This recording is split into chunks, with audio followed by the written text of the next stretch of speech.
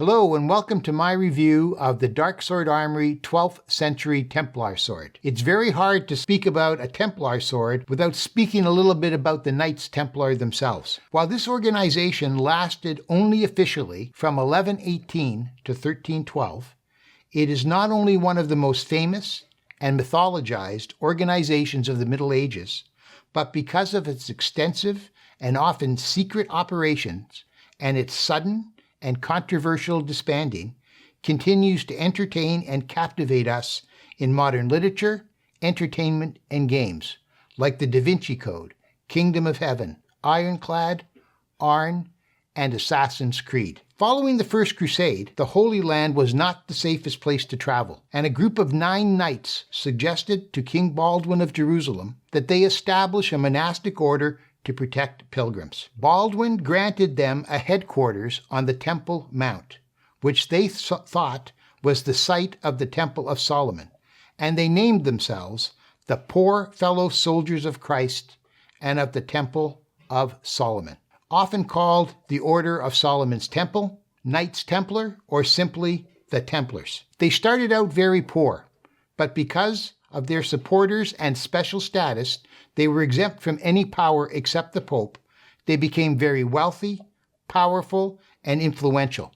The Templar organization grew to about 160,000, 20,000 knights of noble birth, 40,000 other military, 100,000 chaplain, clerical, administrative, logistics, political, and financial staff.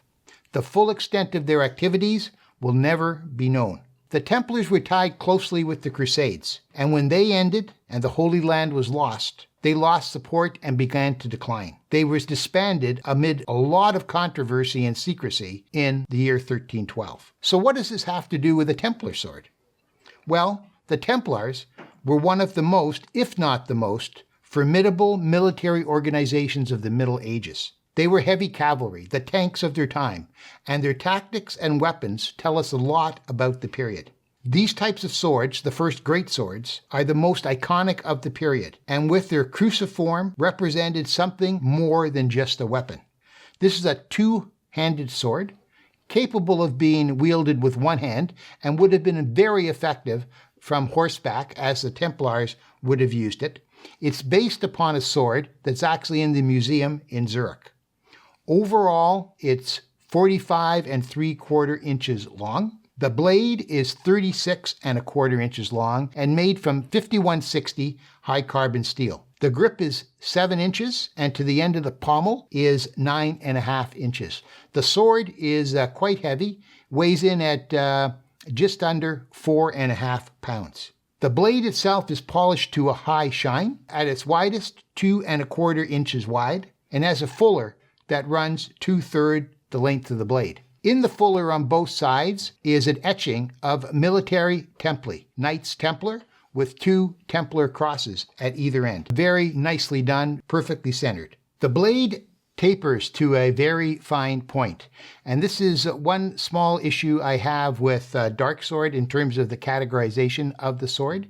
They have categorized as an Oakshot type 13A. This is Oakshot's 3rd book. In this book, he actually changed his typology a little bit and added a new blade type, the 12A.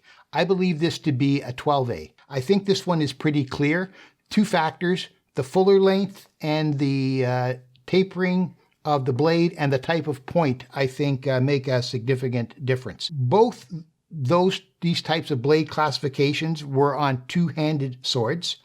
They were both on swords that were used primarily for cutting, and they were basically used in the same period of time.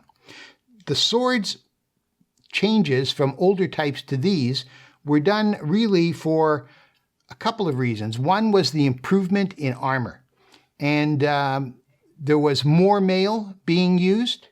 There was more extensive use of mail. So where it might have only covered portion of the body before, people like the Templars, for example, had mail from head to toe.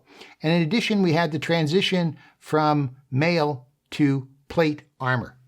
So swords before these were beginning to lose their efficiency and effectiveness in cutting. I also think another factor was, as you got better armored yourself, you perhaps didn't need to be using a shield on your other arm. That freed up that hand to be used on a weapon like this, a two-handed weapon. Let's talk about the 12A and the 13A type blades and what they were attempts to deal with. They improved the reach of the sword. The blade being longer gave you a lot more reach. You didn't have to be as close to your opponent to be able to strike him.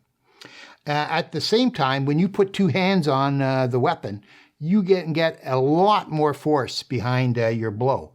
And those things would definitely lead to the weapons being more effective. So, a couple of other things. The shortening of the fuller. The blades before had fullers that almost went the entire length of the blade. And the flattening out of the blade at the end do a couple of things. They move the weight and the balance of the sword, and they make it much more effective for giving a powerful shearing blow. The 12A had a fuller that ran about 2/3 the length of the blade, which this one does. It then begins to taper from there to a very fine point, which this one does. The 13A had a fuller which went about half the length of the blade, and the blade did not taper anywhere near as much, and the sides basically ran parallel, and it had a rounded tip.